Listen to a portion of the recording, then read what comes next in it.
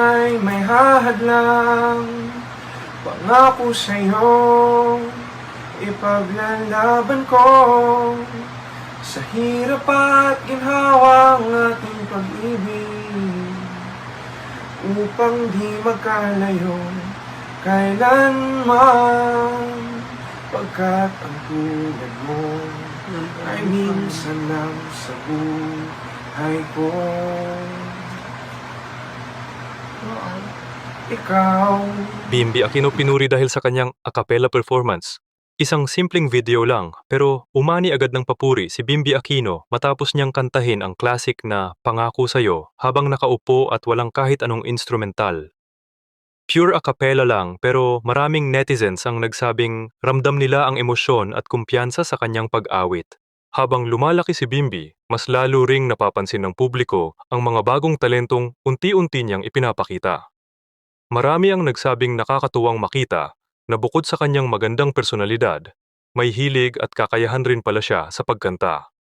Hindi man ito isang professional performance, marami ang natuwa dahil natural at relaxed lang ang kanyang dating. May ilan ding fans na nagsabing gusto pa nilang marinig si Bimbi na kumanta ng iba pang OPM classics dahil para sa kanila, may kakaibang charm ang kanyang simpleng estilo.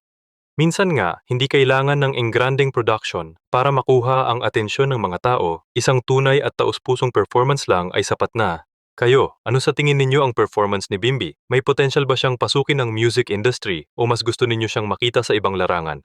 I-comment ang inyong opinyon at huwag kalimutang mag-like, subscribe at i-share ang video para sa mas marami pang showbiz updates. Ikaw pala ang hinihintay ko, pangarap ngayong kapiling ka, at tayo'y iisa.